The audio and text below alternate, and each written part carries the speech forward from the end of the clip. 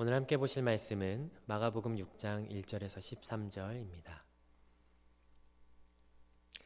다 찾으신 줄 알고 제가 봉독해 올리겠습니다. 예수께서 거기를 떠나사 고향으로 가시니 제자들도 따르니라. 안식일이 되어 회당에서 가르치시니 많은 사람이 듣고 놀라 이르되 이 사람이 어디서 이러한 것을 얻었느냐? 이 사람이 받은 지혜와 그 손으로 이루어지는 이런 권능이 어찌 됨이냐? 이 사람이 마리아의 아들 목수가 아니냐? 야고보와 요셉과 유다와 시몬의 형제가 아니냐? 그 너희들이 우리와 함께 여기 있지 아니하냐 하고 예수를 배척한지라. 예수께서 그들에게 이르시되 선지자가 자기 고향과 자기 친척과 자기 집 외에서는 존경을 받지 못함이 없느니라 하시며 거기서는 아무 권능도 행하실 수 없어 다만 소수의 병자들에게 안수하여 고치실 뿐이었고 그들이 믿지 않음을 이상히 여기셨더라. 이에 모든 촌에 두루 다니시며 가르치시더라. 12 제자를 부르사 둘씩 보내시며 더러운 귀신을 제어하는 권능을 주시고 명하시되 여행을 위하여 지팡이 외에는 양식이나 배낭이나 전대의 돈이나 아무것도 가지지 말며 신만 신고 두 벌 옷도 입지 말라 하시고 또 이르시되 어디서든 누구의 집에 들어가거든 그곳을 떠나가기까지 거기 유하라.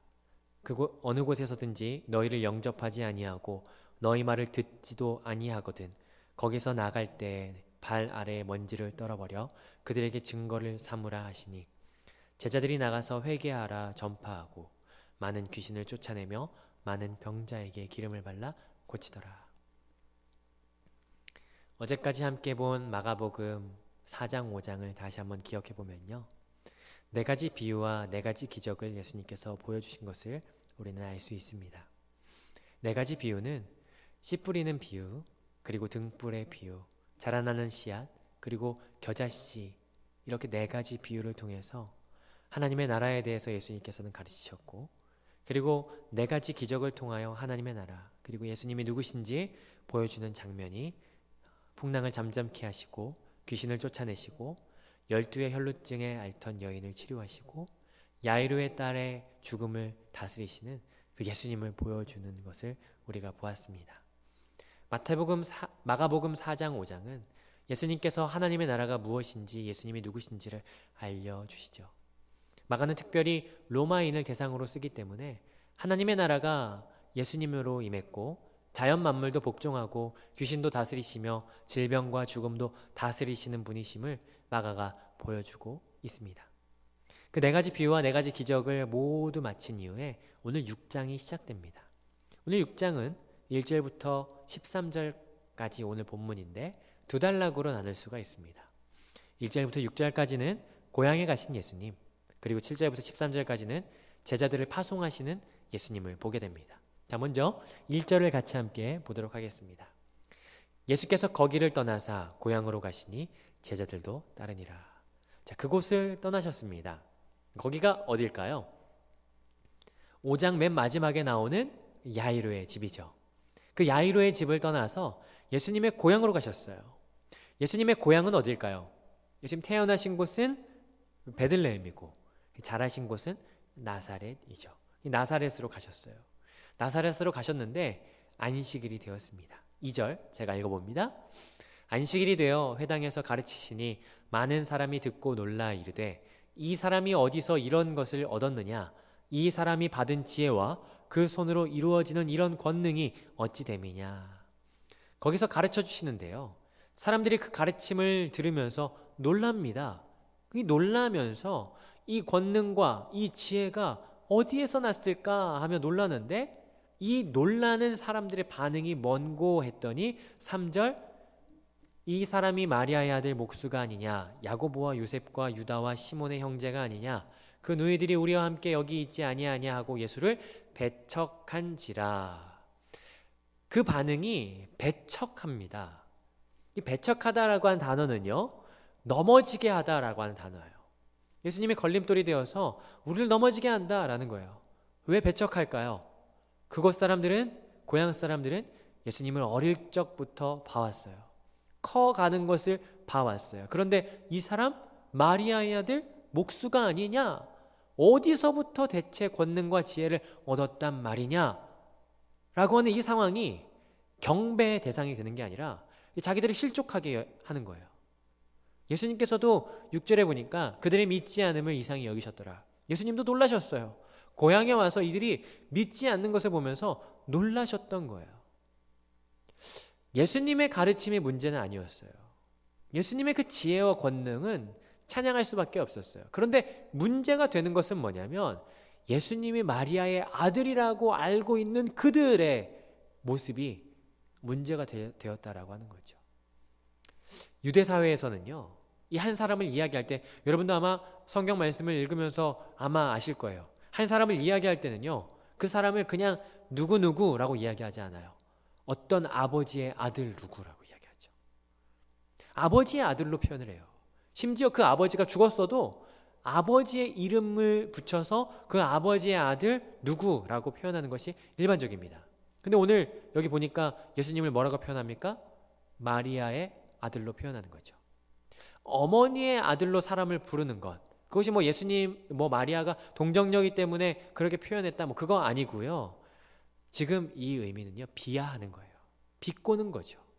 그리고 너희들도 여기 같이 살고 있지 않냐? 라고 하는 거예요. 예수님을 배척하게 된 것은요, 예수님에 대한 지식이 그 정도 때문이었기 때문이었어요. 예수님을 알고 있는 것이 하나님의 아들, 마가복음이 말하고자 하는 그 주제인 하나님의 아들 예수 그리스도라고 하는 것을 이들이 아는 것이 아니라 단순히 한 여인의 아들, 비하하는 우리 동네 친구, 동네 사람, 이 정도밖에 지식이 되지 않았기 때문이었어요. 재밌는 게 하나 있죠. 예수님은 그랬기 때문에 배척했어요. 그 배척한다라고 하는 단어와 반대되는 단어가 오늘 본문에 있습니다. 1절에 있는데요. 한번 찾아보시죠. 1절. 제자들도 어떻게 했다? 따르니라. 이 따르다라고 하는 단어와 배척하다라고 하는 단어가 정반대되는 개념입니다. 오늘 여러분은 예수님을 배척하십니까? 아니면 따르십니까? 제자들은 예수님을 따라가죠. 고향 사람들은 예수님을 배척합니다. 제자들은 예수님을 잘 따라가요. 산에 가시면 산에 따라가고, 바다 가시면 바다 따라가고, 바다 건너서 거라사인의 지방에 가면 그 지방도 따라가고, 야이로의 집에 가시면 또 함께 동행하죠. 그리고 고향에 갈 때도 지금 제자들이 따라가요. 앞으로 제자들은 계속해서 따라갈 겁니다. 어디까지 갈 거냐면요, 겟세마네 동산까지 갈 거예요. 그런데 거기까지예요. 예수님이 원하는 따름은요, 마가복음 8장 34절에 있는데요, 무리와 제자들을 불러 이르시되 누구든지 나를 따라오려거든 자기를 부인하고 자기 십자가를 지고 나를 따를 것이니라. 예수님께서는요, 자기를 부인하고 십자가를 지고 따라올 것을 원하세요. 고향까지도 잘 따라오는데, 겟세마네 동산까지도 잘 따라오는데, 그런데 겟세마네 동산까지 따라오고 나서 어떻게 하냐면요, 14장 50절, 제자들이 다 예수를 버리고 도망하니라. 제자들이 예수님을 다 버리고 도망가요. 이게 현실이에요. 예수님이 가시는 곳은 다 따라갔습니다. 그런데 예수님이 원하는 십자가의 자리에서는 모두 도망가는 거죠. 여러분은 예수님을 배척하십니까? 아니면 따라가십니까? 그리고 따라간다면 어디까지 따라가십니까? 질병과 죽음이 있는 곳도 따라가십니까? 십자가 앞까지도 따라가십니까? 아니면 자기 십자가를 지고 잘 따라가고 계십니까? 요즘 성도들에게 금지곡 중에 하나가 있어요. 성도들뿐만 아니라 목회자들도 아마 웬만해서는 잘 안 부르는 거죠. 부름받아 나선 이 몸 어디든지 가오리다.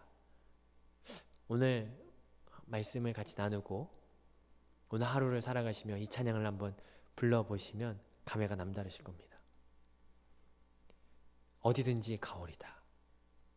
어떤 사람은 이렇게 이야기하더라고요. 어디든지 네가 가라. 예수님을 끝까지 따라가는 것, 예수님을 끝까지 따르지 못하는 것은 고사하고 배척하는 이유는 뭘까요? 예수님을 끝까지 따라가지 못하는 이유는 또 뭘까요? 그건요, 예수님을 모르기 때문이에요. 예수님께서는 4장 5장을 지나오면서 예수님이 누구신지, 하나님 나라가 무엇인지 가르쳐 주셨어요.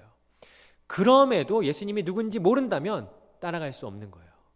저는 오늘 여러분에게 예수님을 아는 지식이 어제보다 오늘 더 깊어지는 은혜가 있기를 주님의 이름으로 축복합니다.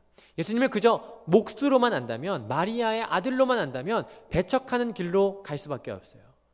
그런데 예수님을 배척하는 것을요, 사실 뭐라고 할 수 없어요.